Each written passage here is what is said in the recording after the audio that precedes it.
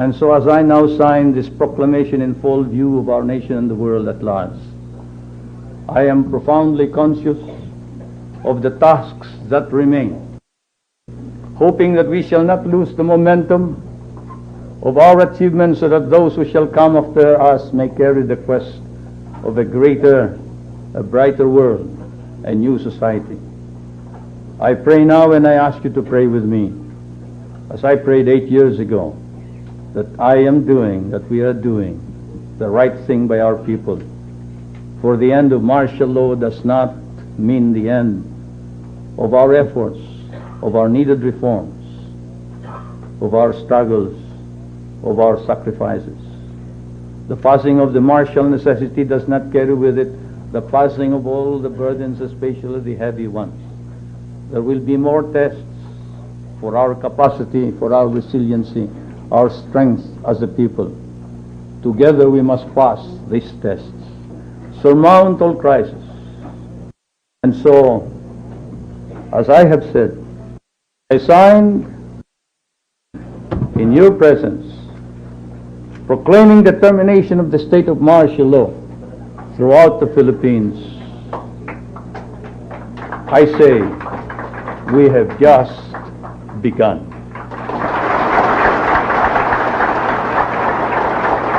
Ako'y nagitla, nabibigla tuwing gumalaw ang unang ginang. At pagkat nung kami nagkaisang dibdib,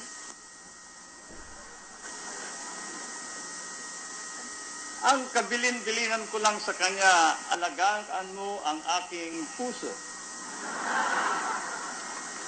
At ngayon, tignan mo ang ginawa, napakalaking pag-aalaga.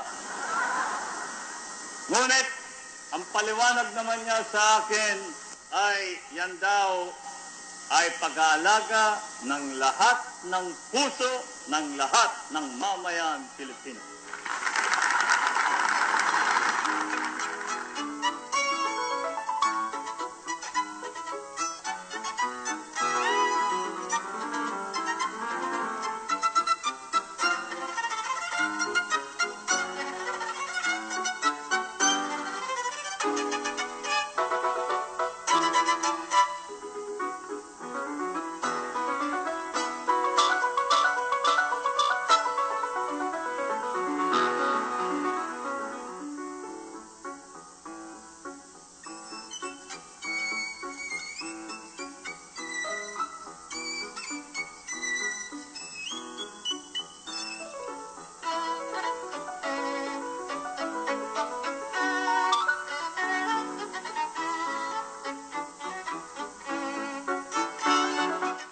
Troops.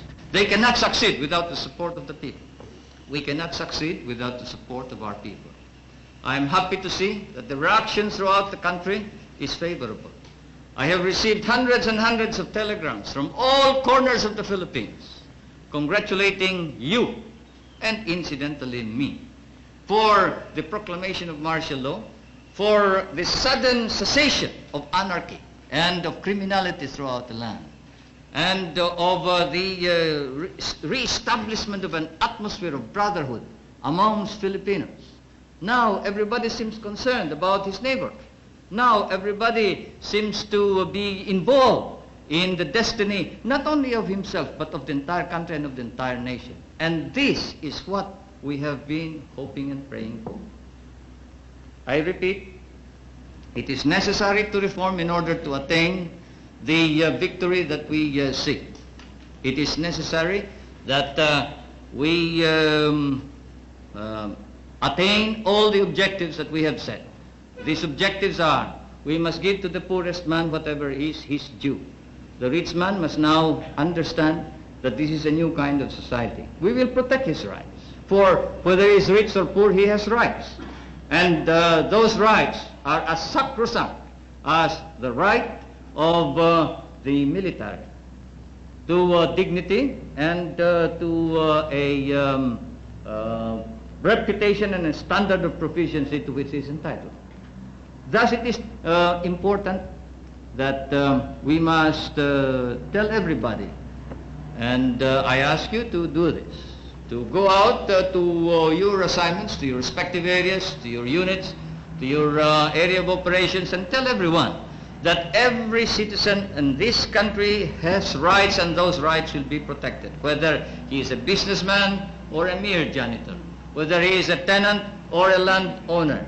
Those rights will be protected, but we will treat each other as brothers. The landlord must now learn to live with the tenant, and the tenant must be given his due. I am proclaiming today land reform throughout the entire Philippines.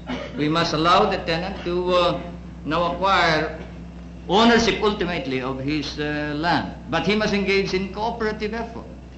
We cannot just keep on subdividing land. We must cooperate. We must now establish cooperatives of production, cooperatives in irrigation, cooperatives in rural electricity, cooperatives in consumption, cooperatives in everything that we do, because we are a small nation and most of our people are small people. At the same time, we will protect business. We will protect investment, but not to the extent that business and investment will dominate the entire scene, dominate the Philippines, and that they shall dictate and rule the country. No. The business section need no fear whatsoever. As I have said, the soldier is not only courageous, he is not only humble, he is fair, because that is his standard of not only living, but his standard for performance. That is his very life, that is his very meaning of his being a soldier. Fairness and justice. And so you tell each and everybody that they can expect fairness, justice. We will reform our society so we will weed out the corrupt in our government. We must do so, because a corrupt government is an insult to the entire country. And it encourages rebellion, it encourages revolution. There can be no success, no victory, no achievement if we do not alter and change our political institutions so as to be able to remove the sterile and obstruct the attainment of the ideal that we have. The armed forces of the Philippines have set up a standard of their own. I know that you are engaged in cleaning up your own ranks. You are policing your own ranks. The Secretary of National Defense, the Chief of Staff, have recommended, the major service commanders have recommended that we now establish a military commission to investigate, try and punish all personnel of the armed forces of the Philippines who may not perform in accordance with the exact standards, exacting standards of proficiency of the professional soldier. Because of this,